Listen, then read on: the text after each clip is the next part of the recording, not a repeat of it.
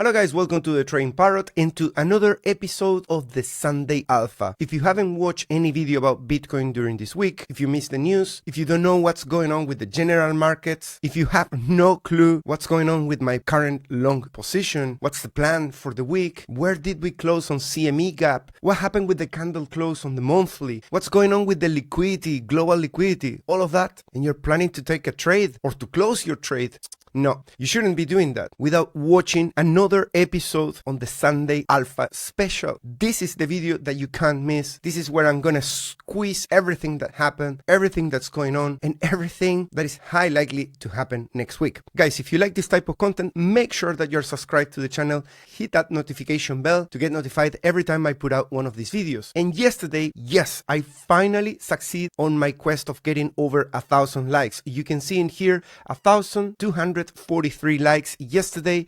That together with 9,000 views took me really by surprise, I have to say, guys. If you look at the Google Trends, indeed we put a high on the peak at around 35, and actually we came down from the 2nd to the 8th of March to a reading of 26. That means that I managed to get 1,000 likes before we haven't broken out from this structure. We still don't have any higher high in here, although I have to say that this seems to be bottom information, which means bringing a little bit more of retail into the playground, but not yet taking any high so far. That to me is the first alpha of Sunday that you can take away. I always think that being early means being quiet and boring. That is a must if you're looking for a long. Of course, together with many other things, like for example, being in extreme fear, which is more or less the case for the full week. People closing at a loss. Sure, we'll look into all of that data. This is a video that if it's the first time that you're watching it, the challenge is going to be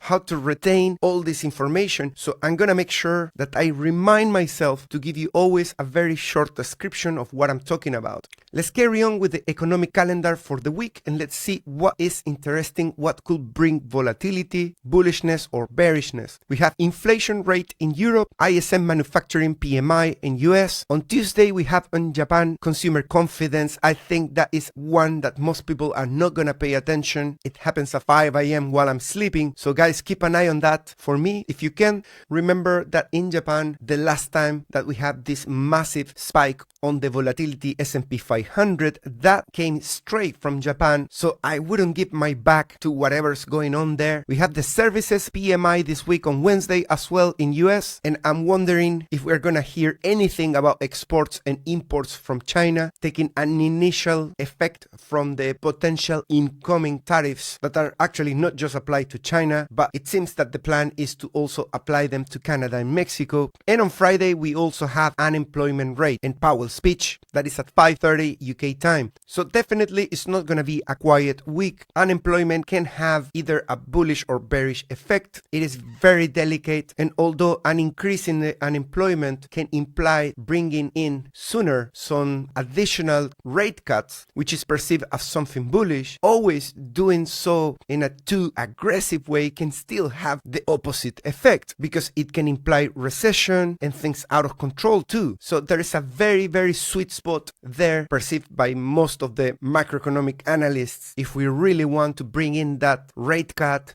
additional liquidity into the system while not having a panic attack in the market. And news continue with Bitcoin reserves promises. This is not something tradable. News, I never trade them. I just like to be aware of what's going on. If the news is bullish or bearish, that doesn't really help me in any way with my bias. Best case scenario are counter traded, or I use it as a buy the rumor, sell the news, that kind of thing. Always making sure I am not part of a crowd. Some people speculating that XRP is going to 18,000. I always read this news in the opposite way. Call me paranoid or whatever, but whenever I hear ridiculous prices, all it tells me is that they are tricking the mind of retail. Literally, I read that headline as, please buy my bags. Please, I need to distribute this into you. Please believe that we are going to 18,000 and never sell. Just let me sell it into you. And I also read some news that are not appearing in here about the second fintech, SEC dropping some cases of meme coins and calling them collectibles from now, while at the same there were some cases to create a law where presidents cannot really issue any sort of meme coin, which I think most people, even the ones that are defending the Trump coin, by now must be feeling maybe that wouldn't be a bad thing. And in a nutshell, talking about global liquidity or liquidity in general, this week we have good news. We have a confirmed by multiple weeks in here a higher low on the Federal Reserve balance sheet. This after a double bottom is just part of the continuation in the right direction. Quantitative easing should look like a big channel coming back up, adding to the sheet, and by overlapping these areas where you can see that the balance sheet is increasing, you can see that those are the strongest upsides for Bitcoin, and that is even to get us out from the previous bear market. This rally in here, even though it's not as big as this one, was just the beginning of the bull market, and as we started coming back down, that was part of 8 months of sideways and even downside as well. So this potential reversal in here is good. Global M2 liquidity index is making headlines on social media.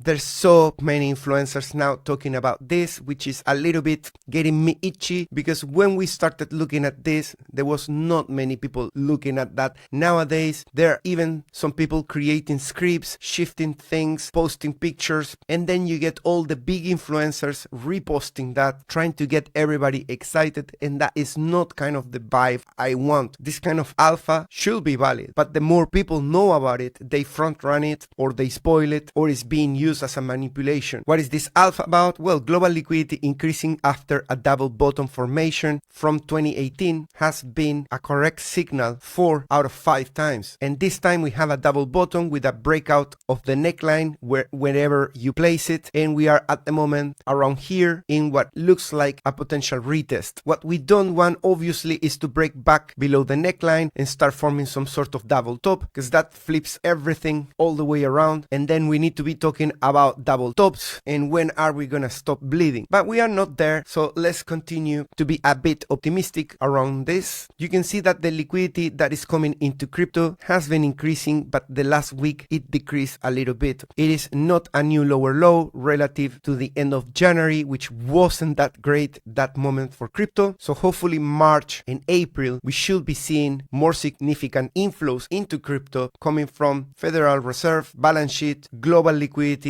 and these humble increases in liquidity that we are seeing currently on China as well. At some point in February, we were 22% down. We ended up closing the month at minus 1739, which if you scroll with your eyes, this whole column of February is the second worst from 2013. It even pushed down the average from above 14% now to just 13%. So it's been literally the worst February in over 10 years. What is not really nice now is that the only past performance that we have is 2020, which is in the red, and 2014 in the red. And if we look one column to the right, sneaking into what could be coming in February, just based in past performance, this doesn't guarantee it, but just out of curiosity, March after a February in red is also red. Notice that this -8 is the fears of the COVID crash, and this is the actual COVID crash. So that's what we are currently using as performance. So I believe in order to get a drawdown larger than -17%, we won't get it in red unless general markets crash in March. If general markets close in the positive in March, I find very hard to believe that just crypto and Bitcoin by themselves have their own bubble crash for no reason. Well, of course, that is if MicroStrategy doesn't go bankrupt or something unique going on in the crypto space. That can happen too. Update on the miners capitulation. Next alpha that is actually going in the right direction, so keep an eye for this. We have a capitulation signal on the 4th of February. I think this green bubble is called recovery. I'm not fully sure. That is when you get the bullish cross of the MAs on the hash ribbon indicator. Miners capitulation is when the hash rate goes down and people start speculating that that could be because there's some financial stress, or sometimes they need to move their data centers from one country to another country, and that takes a while. That puts down the hash rate rate, and if that comes with the price coming down, it creates this capitulation, which is just a speculation technical that they might be in a capitulation, and once the hash rate is coming back up and the price comes back up, we have the highest likelihood of getting that buy signal. These buy signals are extremely accurate in the past, and although I'm saying that 2 signals back in time, I believe this was the worst one with a drawdown of 28% almost before actually rallying 64% to the upside. That has been the worst one because, well, Bitcoin has been all the history in a longer term uptrend. We are at the highs literally at the moment, so you can consider literally any signal as a good one. Sometimes there is drawdown, sometimes things crash even after the buy signal, but putting all the past performance, what you get is that most of the time when you get the buy, you get a small drawdown and then upside. At the moment, I'm looking at this breakout of the hash rate, and I'm looking at this upside from the bottom to the high of 10%, which I think puts us in the highest likelihood to get potentially, if we continue in this direction this week, a buy signal. No later than this week if it's with the same strength to the upside. If we put a new low and we go to 75k, I doubt that we get the signal.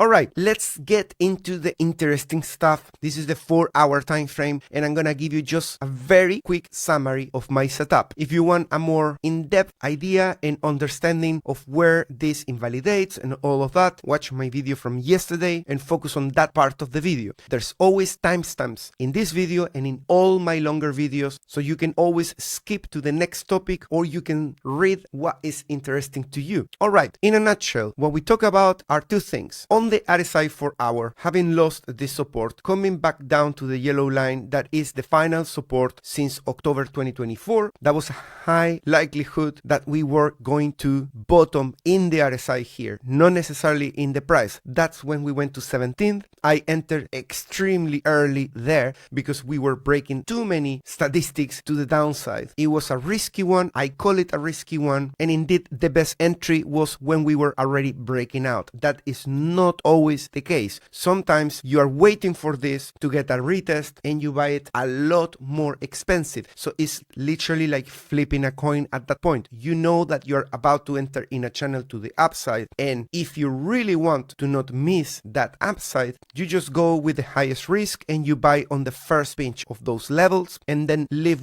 in peace in case you take the additional drawdown, and you just wait patiently there, which is what I did at 87.1k. Price on this higher low, put a new low in the price, and the same with this new higher low at 22. So we did 17, 19, 22 in the RSI, whereas price this 86, 82 and 78. All of that produced these 2 consecutive bullish divergences and made me create this hypothetical channel to the upside, which we've been following, and at the moment that channel to the upside is giving us a bias together with this inverse head and shoulders that goes all the way to the neck of 86,700, we could say. We came back down in here and we are coming back there, but we are just a few dollars below the neckline, potentially breaking out from 86.7 all the way to 94, 95k. We have 2 levels that we need to take care of, the 91 and the 95. This is conservative target, aggressive target, and invalidation is if we break out over the weekend or on Monday and there are bearish news or low volume and you come in this area in here and then you start coming back down, putting candle closes below the neckline, then you have a higher chance to break the pattern and to invalidate it. Well, obviously if we don't break out and we start rolling down in here going for this fair value gap, we have the highest chance to put a new low and fill my existing order, which is at the new low. I'm still waiting to fill my second order because, let's call it, as part of this Sunday summary, I missed the order at 78 for reasons I explained in the video yesterday. On the daily time frame, we are doing an incredible job in here to recover the red line of final support from August 2023. It's an old and rusty red line that has supported the price 3 times and it broke down on the 4th time. That after breaking the lowest percentile of 1%. That red line was broken at 31 and now 31 is resistance. And if we look at that 31 RSI in the price, that is this orange line. So we have managed very humbly to cross beyond that point, and now we are coming back and kind of retested as support that 31, which is great price action for the weekend. We just go and stick around there, creating an idea for the shorts to say, maybe I should close my short in this area. Maybe, just maybe, we are due for a push into the liquidity immediately above it at 87.3 or 90 to 91, which is in here, and closing those shorts definitely can help producing the breakout. Shorts closing turn into market buy orders, and market buy orders trigger algos that want to also join the party. So it's all about now that sentiment and that fear that creates in the short that maybe this is a V recovery about to explode and complete the full V. On the daily, levels that are extremely important, remember on the 4 hour is 91.95, and obviously the neckline by itself at 86.6 if I remember right. Then you have the 91 on the daily, which was the bottom of the daily channel that we've been trading during this whole flag. That 91 is important for 2 reasons, because it's the bottom of the range, but it's also the confluence with this symmetrical triangle that we trade since the beginning of February and we broke down. So that setup is called a revenge rally or a retest, and if we pinch this 31, the next resistance is at 52. It all depends on the speed. If you are very quick, you can get to 54 if you want with a very aggressive push. If you go very slow, you can get into 46, but let's put a point in the middle and let's say 52. So I'm gonna correct this from the actual resistance that we are currently breaking or in the process of confirming, and let's put 52 to see what's next. And if we did 52, we could go into even 94k, and that is just resistance on the daily. So we need to keep a note for the daily. The 91, which also coincides with these order blocks, and then the 94 that was around the support in the area before. The MACD produced the bear cross in here, but you can see that the histograms are starting to turn into light red or pink. The cross-V ratio didn't manage to enter in the green. This measures volatility, is an indicator that belongs to Bitcoin Magazine Pro, and I really like it. It's very accurate for bottoms and tops. By the way, guys, if you want to get access to any of these indicators, go to the tradingparrot.com/charts. Browse all my charts, copy as many as you want. Many of them are going to be using a combination of free indicators with indicators that belong to my membership, either the Observer or the VIP, and many of them are third party. And to make things much more affordable, I left in that page discounts for whichever indicator is third party. So if you want to have them all as a whole, it can cost a lot less.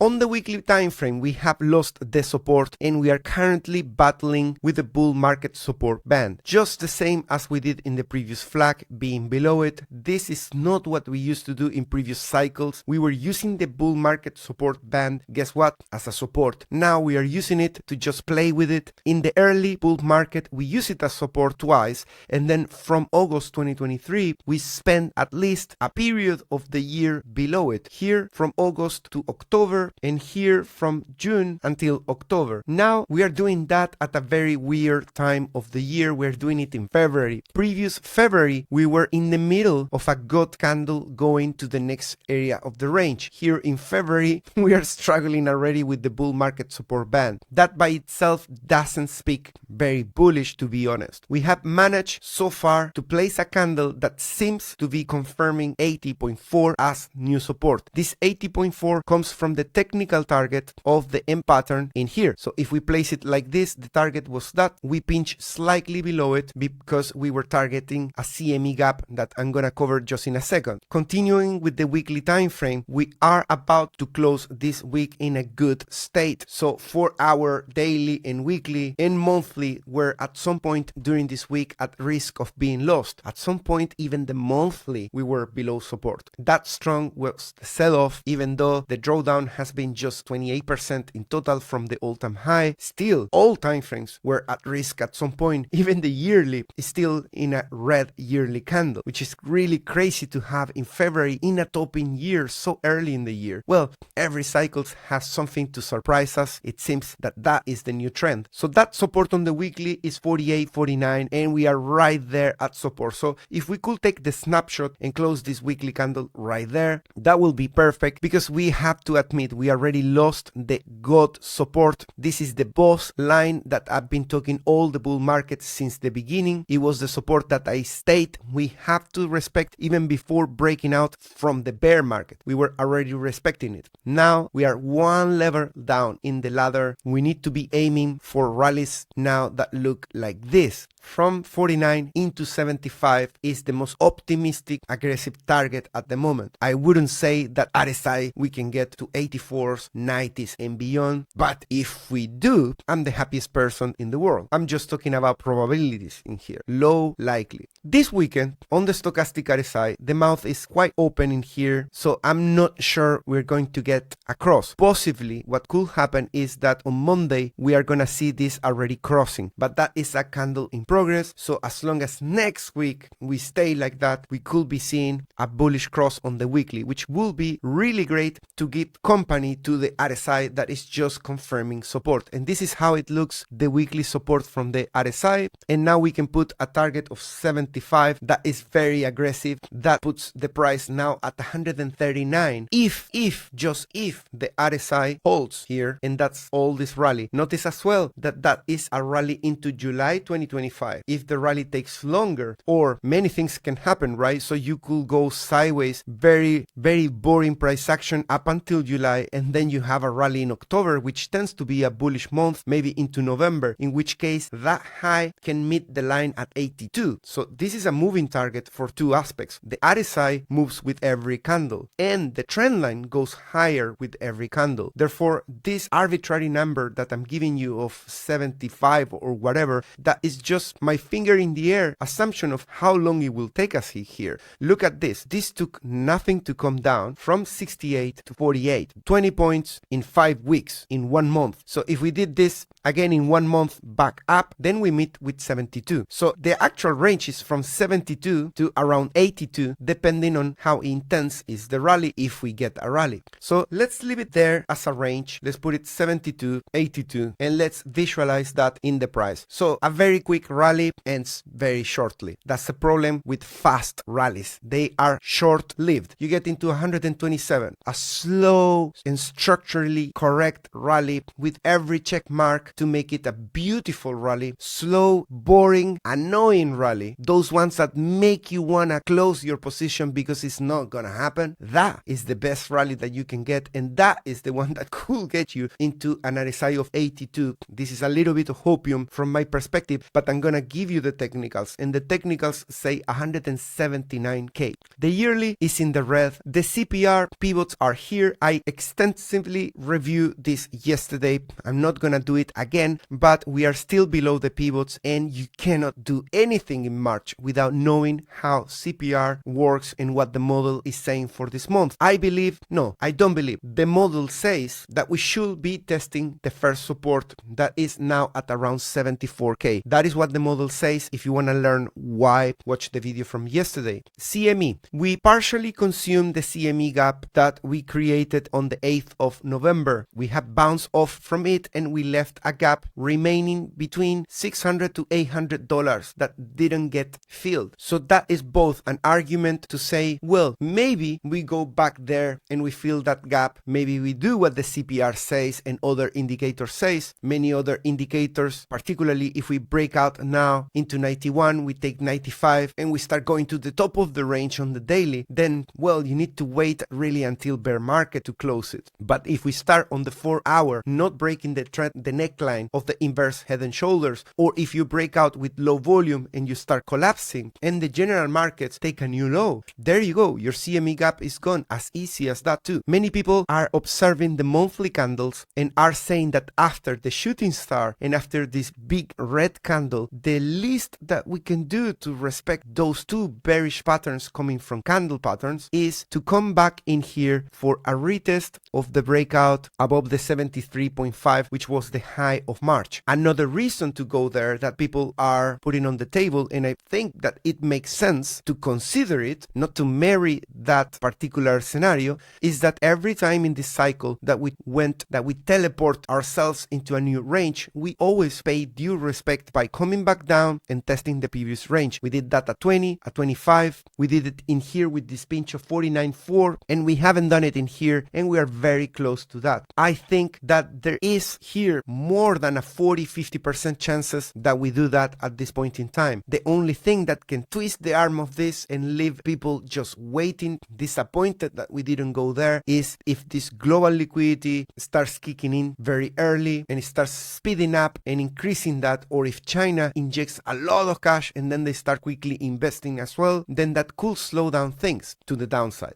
And on Bitcoin, we got on SOPR 2 signals this week calling for a bottom, at least a local bottom, right? These signals are coming from this on-chain data called SOPR, and a very simplistic way of seeing it is SOPR is a data point that tells you how many people are selling at a loss and how many people are selling in profits. At a loss is on the lower end, in profits is at the top end. And the more people sell at a loss, the closer you are to a bottom, and the more people sell in profits, the closer you are to a local top. And you can see these signals in here, the past performance. Just take a snapshot and you're gonna see that you can even have them in the bear market and they have significant upside. This one that looks like nothing is a 10% up in the bear market. There are signals that are really crap, but they are rare, because in this collapse in here, you get this signal and it's got a 3% up during a moment where the price is literally a free fall. So depending on how you interpret and how you use these signals, it can be really profitable. I wouldn't use them just as a send it to the exchange and blindly buy.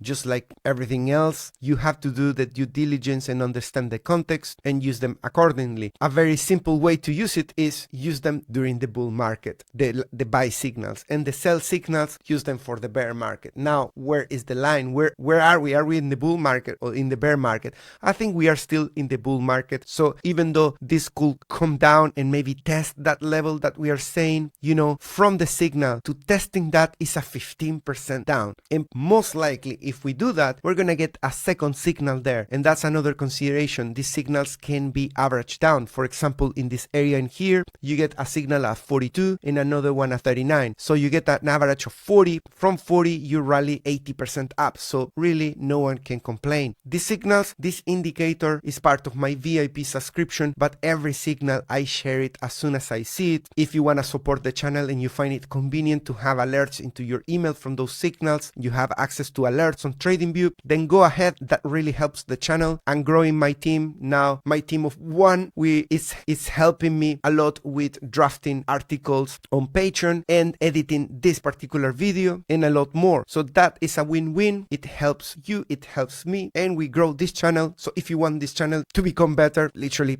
that is what you can do for us. Monthly bounce on support at 61 after losing the period of being above 70, and this is stupidly incredible. If you were watching my video 3 months ago, I said that based on linear regression, we were due for 90 days above 70, and more or less that is what we did. So if you took action from that, if you consider it a serious signal, good for you. Hit the like if you appreciate this sort of information. What is really contradictory in here is that we didn't manage to get to 80. That is what most people are looking for, right? Because everybody wants to get some green. We haven't got any green. So my question is, are we gonna bounce in here at 61 and get a period of the RSI being beyond the 70 again this cycle, and possibly instead of meeting with 79, maybe with 77, and then we break down like this? That is something to think about it, because this will make a really old cycle that doesn't have any impulsive move, last blow of top. Even this one without a blow of top, this is not a blow of top. This is the first peak. The actual all-time high is at 71 past cycle. And even without the blow of top, we got 87 RSI. So just closing at 72, in my opinion, will be really disappointing. And I feel like we didn't even get Euphoria. People are saying with this chart of Euphoria denial, we are due for denial. denial because we already have Euphoria. What Euphoria? This has been nothing but Euphoria. The most boring top with just institutions buying and now selling and retail just watching the show from home, from the TV, not taking advantage of anything. So if we get that Euphoria, we should go at least to 78 on the monthly. And 78 is very disappointing from where we are. So 78 will mean going into 107K. Of course, we can improve the target to the upside. There is a way to get way higher. And that way, you're not going to like it. You're probably going to write down, yeah, I want to get higher than 107, but how can we get to 107? Well, RSI is very clear. To get to a higher price at RSI 78, what we need to do is we need to break this support. We need to get with the price into 68 or into 73. When we drag below it, we go to a lower RSI. As we do that, when price goes down, this target, orange, is going to start pointing up. If we go back down even to 59, getting into an RSI of 87 makes that delta so big that then getting into 87 could be even 200K. But the caveat is that if we go too low, we break so much the structure that then the likelihood of getting into 87 gets hammered. So it is a trade-off and it's a very delicate matter there. So be careful what you wish for. You want higher target? Yes, we need to go lower for that and we need to take longer to do it. But if we do that, we put at risk the whole bull market. And yes, we close a monthly stochastic bearish cross in February, and that is horrible. That is horrible because that puts us in a situation of now, in order to continue in the bull market, we need to do something that we have never done. In a topping year, a bear cross after having been in the middle of the range in the stochastic RSI is something that always leads into bear market. How quick?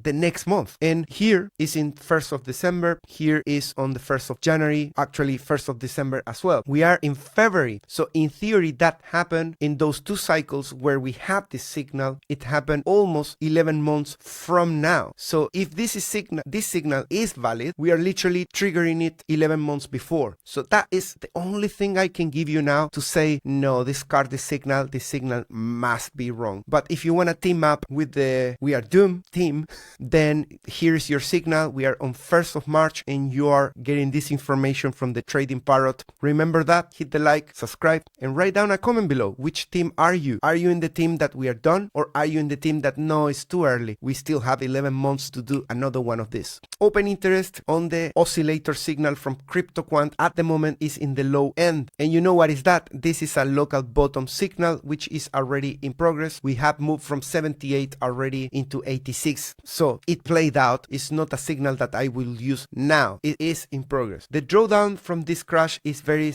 similar to the crashes that we had before in the previous range. If you didn't notice, that is an alpha by itself that you can overlap with other alphas if you're bullish. The Big Well Explorer, this indicator that looks in the ratio of withdrawals versus deposits, it's saying that there is a mild distribution with this move to the upside. And we are below the short-term holder realized price, pretty much like we did in these two periods, very similar to what we do with the bull market support band in this cycle. Just keep in mind that for both the bull market support band and the short-term holder realized price, sometimes we hold it, like 1, 2, we held it. In this period, when we cross below it and we stick around for a while there is a good chance that we test it as resistance, like we did in here. 29th of August, we just kiss it and we put a new low. Then after that, we came back above it and we started rallying. This is another test. This is another test. This is a test and lower low. This is a reclaim and lose it test. You see the point. There can be a lot of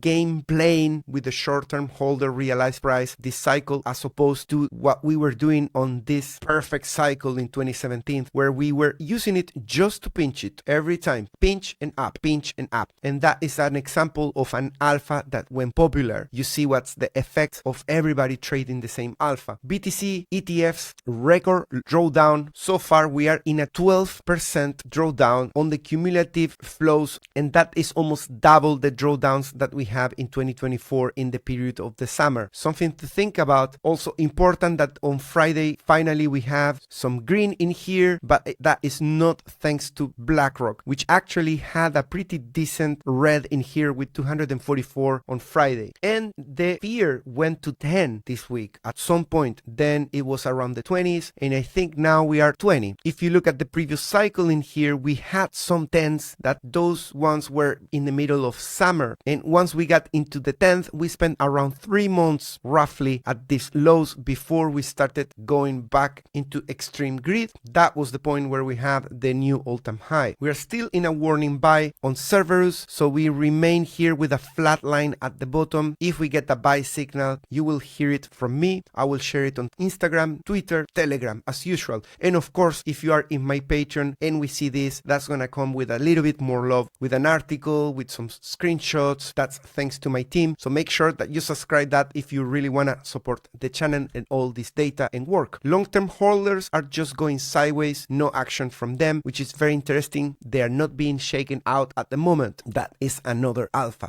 And I left these lines in here for a potential ABC correction just because I wanted to do it overlapping with this liquidity that we have at 87 to 88. Remember that this is the way it could look, the fake out from the 4-hour time frame setup that we've been discussing. You can perfectly go in here, even stick your head slightly above it, get to 88, low volume breakout, trap some longs, leave just a wick on the top, create a long red body in here. That is the way it looks, a rejection and a complete invalidation of the inverse head and shoulders. And from the point of view of liquidations, there is an incentive for market maker to potentially use that scenario. And that is if they take just this liquidity and then they throw the towel and they say, no, that's it. Let's go for the remaining part of the CME gap. That could be that potential scenario. So you see, you have a scenario that is bullish and one that is bearish. Why am I giving you these two scenarios? Because as a trader, even if you are biased towards one of them and you are liking much more my arguments towards the upside, being aware of what could go wrong allows you to protect your portfolio, your position, because you can say, sure, once we get there, if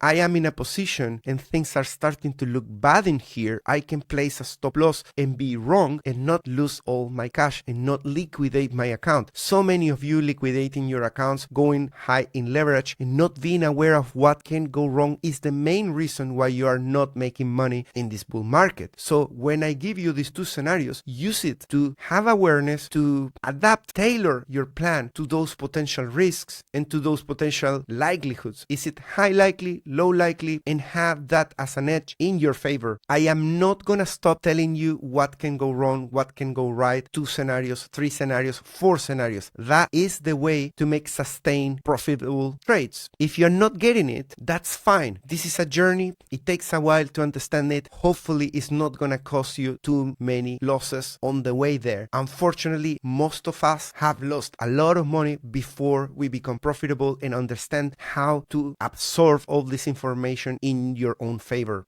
Let's go with the liquidation levels on the longer term. People ask, why is longer term? Well, this has a longer look back in time for capturing data from the order book. So it can see areas like number 3 at 68 that we haven't been there in quite a long time. More to be precise, 9th of November. That was a very impulsive move, impulsive into 110, 63%. And the risk is here, but actually started becoming larger in this area. So I'm gonna say that these liquidation levels at 3 have been increasing from January and then they double mid-February. So possibly those are low leverage traders that have been long in this range. And as the price comes back down, they're being joined by high leverage ones. And it is currently a risk to pinch that area. As I say in the week, I think that is not that likely. I think going into number 2 and completing that thing is already low likely, and I'm already a little bit itchy because I couldn't feel that order, to be fully honest. If I get lucky at this point in time and I feel it, that would be great. If we go into 68, it's not a nice thing because we start kind of breaking the structure. It all depends how we visit that number 3. If we visit number 3 and we come there and we bounce massively like this week in here and we go all the way back to 85 suddenly from 68 in a huge large liquidation of over $3 billion in a single day, well, that's different than if we start bleeding in here slowly and then we remain there and we start taking these levels as resistance. You know, that wouldn't be nice. Liquidation levels of the past 30 days. Now we have a big one in here with 88k. That is really convenient because we really need to get closer and closer and create that argument for the breakout of the 4-hour inverse head and shoulders. So think about this. this. 88 is now the perfect excuse to break out. Now let's break out to 88 and worst case, then let's come back to 86.6 for just a retest. Once you go to the breakout, look at what liquidity forms at 86.6 during the week. If it's too large, impossible to miss, you could come back down in here to this area and cause the fake out scenario that we were talking about. In the past days, we are starting to have more liquidations of shorts thanks to the move up. That is a relief for the longs, and for those longs that have liquidation levels slightly below 78, let me know in the comments if that's you. I won't tell the market maker, don't worry. But unfortunately, even though this is higher on the shorts, it's just 187 million. We have to go higher to start pumping the numbers of the short liquidations and start creating panic in them. Now, all the things that are bullish now is that we are in an area of very low funding rates. Negative funding rates tend to lead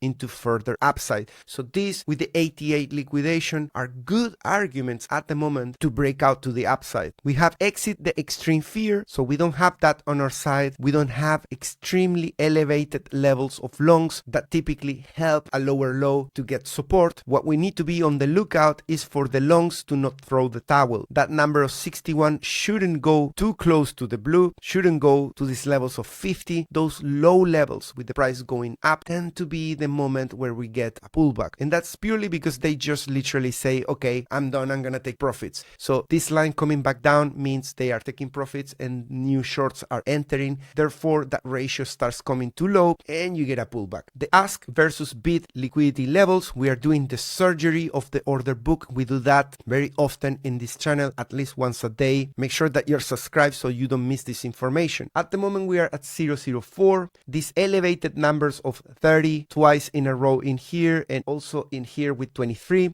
are part of a bottom information. We were monitoring this over the week. If the ask goes too deep in the red, that means that there are too many limit orders to sell, and that also tends to turn into a pullback. So far, that is 0.03, but that changes all the time. If you want access to this data, on the tradingparrot.com/charts, you're gonna find a link to this particular dashboard, and the dashboard I have for all coins on High Block Capital. High Block Capital has a discount of 15%, which you can find in the description down below or directly from the tradingparrot.com/charts.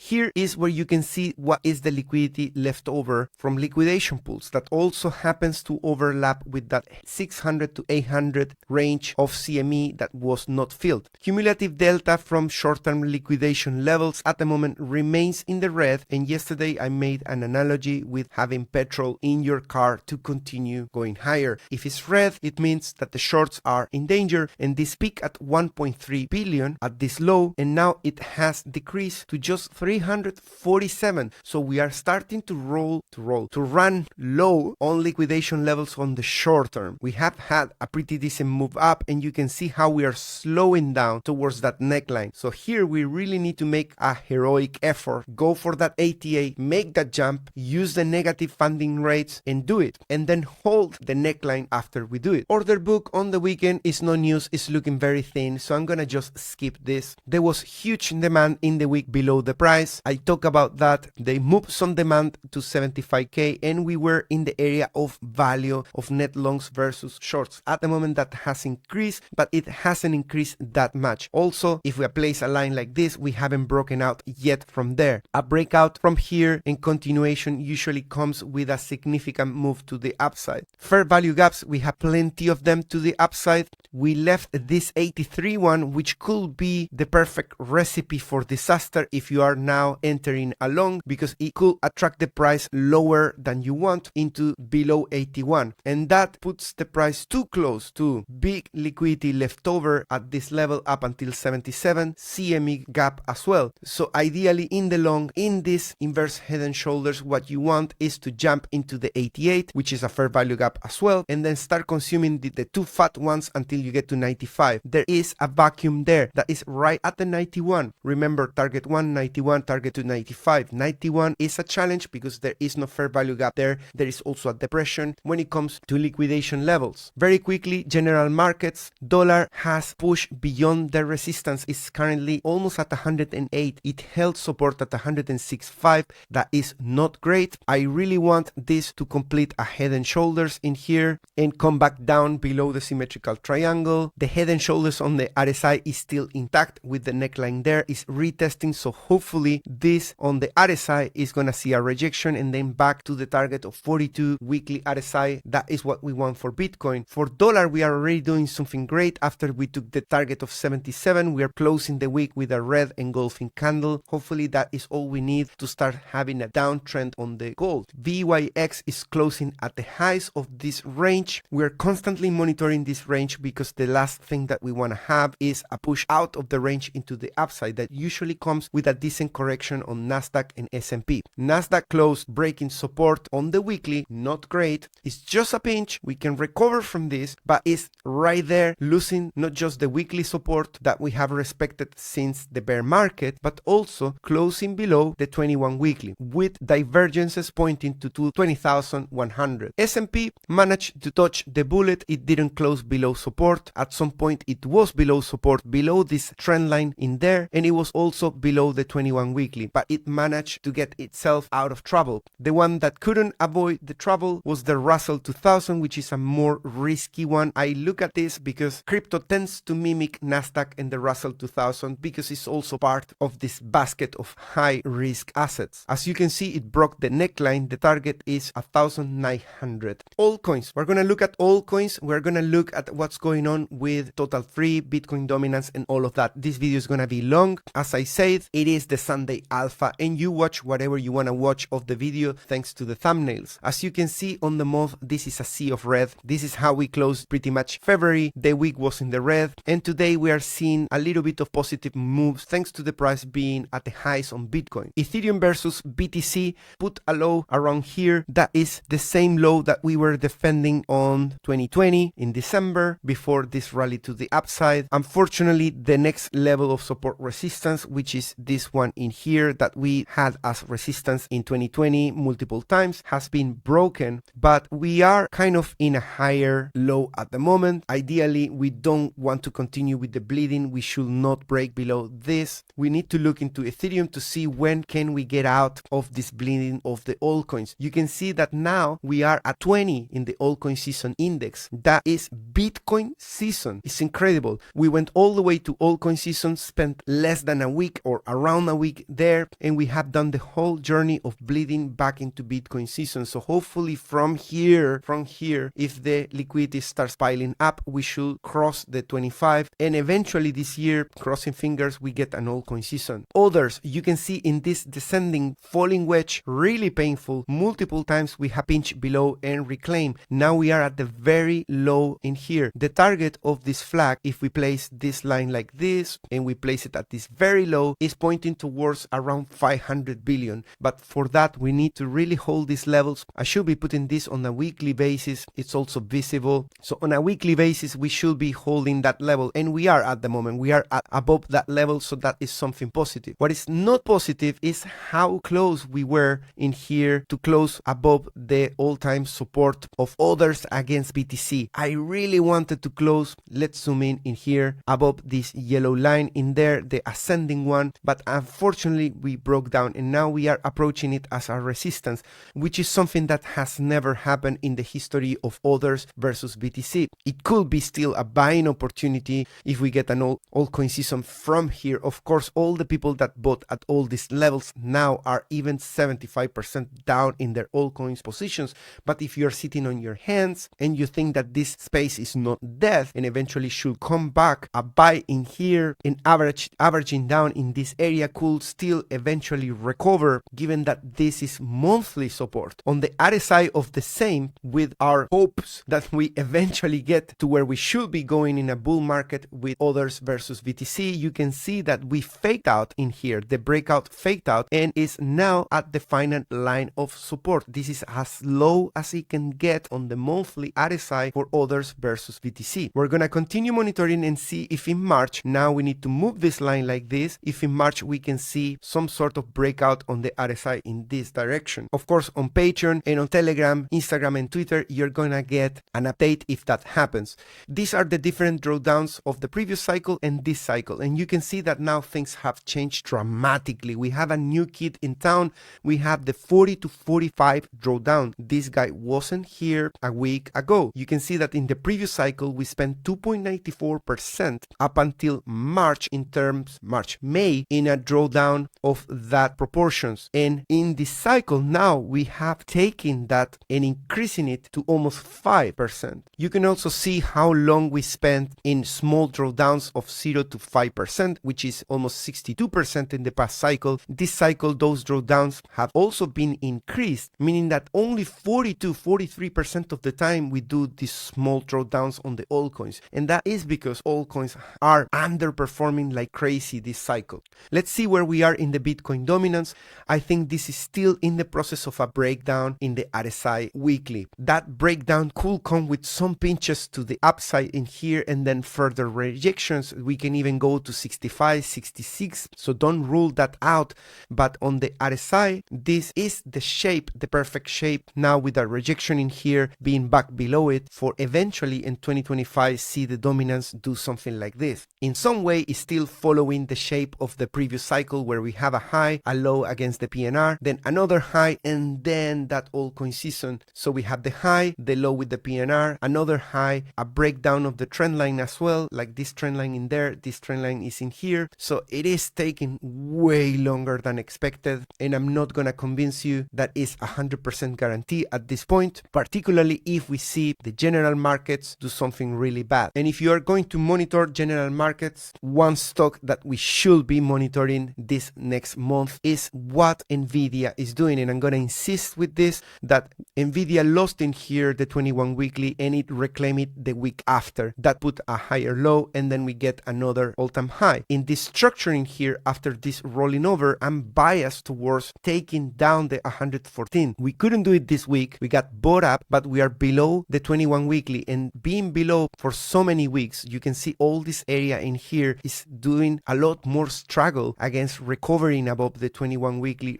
relative to the struggle that there was in here. That is definitely turning into a larger problem each and every time. This was a small problem, this was a medium problem, now this is becoming an uglier problem. That's why my bias of eventually taking the 114 and then going into 95. Nvidia holds trillions, so don't underestimate it. Don't give your back to Nvidia at this point in time. In case it does something forbidden, it can take down the rest of the high-tech stocks, and we did the Nasdaq and the S&P together, all of them doing a big push back down. That is why even though I take these longs and I take these swings, I do it with a lot more caution, with less cash, 10% on the first order, 10% on the second order. Leave a lot of cash to get yourself out of trouble. Don't be that dude that was happily trading all the bull market, suddenly Nvidia crashed and that guy lost all the cash in one go. Because I know in the comments, eventually in 2025 or early 2026, I will be reading those comments from you guys, from all of you that are currently watching this video. So take this word of advice and take it easy. And the solution is not necessarily to take shorts, because Nvidia is respecting here the last line in the sand. It hasn't put a lower low, and Nvidia can still push back up into 161. That is just literally going into the next resistance of 65 and then still crashing. So if you enter on a short in here, you can get taken out just with a new all-time high, very humble one. And by doing that, Bitcoin and altcoins can also go up. So wake up with your shorts, careful with your shorts, how much leverage and where you place your risk. That push back up of Nvidia, boom, you're gone.